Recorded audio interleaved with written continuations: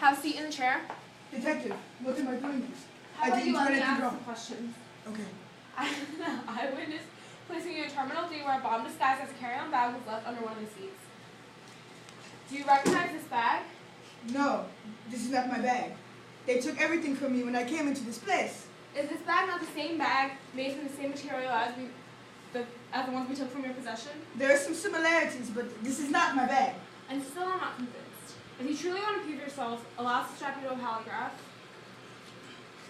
It will monitor your heart rate and other autonomic responses. We will know if you are lying. Anything to prove my innocence. Okay, I'm going to establish a baseline. What is your name? Dashiki. Where were you born? Dashiki Guten Tag. Where were you born? Nederiak. What was your father's name? Okango. How long have you been in this country? For 2 years.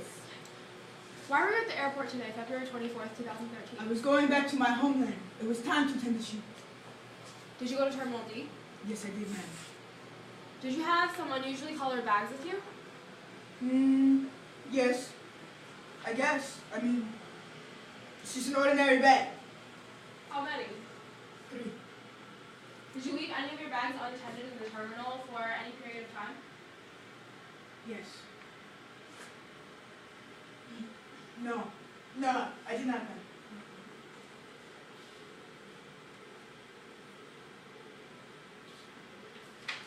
What is going on here? My client should not have been subjected to a polygraph without my consent. I believe she agreed to one of her own accord to prove her innocence. No doubt it's one of your officers' underhanded tricks to self-incrimination. I think you will find that your client's emotional response betrays her true feelings. When we feel certain emotions, our bodies respond similarly. Look at your client's sweaty hands, her dilated pupils, the elevation in heart rates. When she answers questions, the polygraph can give us an official reading, but you can see as clearly as I do that she is guilty. How do you know that is guilt? Different cultural groups have different sets of expressions for emotions compared to your average American.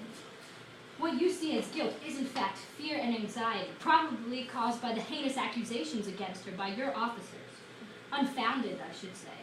May I cite the research done by James Russell, which concluded that people of the same culture can identify each other's emotions well, but cross-cultural analysis is difficult and sometimes impossible, because some cultures may not even have words for the types of emotions found in different cultures.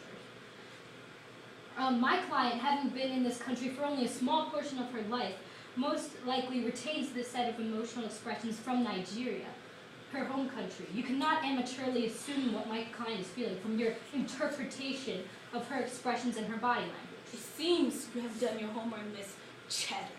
But surely you are familiar with the work done by Dr. Ekman and Friedman that concludes that there are 6 universal expressions made by everyone in response to certain emotions. Fear is one of them. Take another good look at your client. The fear is written all over her. And when the polygraph is finished detecting your client's lies, may I advise you to talk with her about the benefits of pleading out before this court. Your persistence in wrongly pursuing an innocent woman for a crime she did not commit amazes me, truly does. Are you familiar with the amygdala? This is a section of the brain that causes emotional reaction, that processes emotional reaction and memory.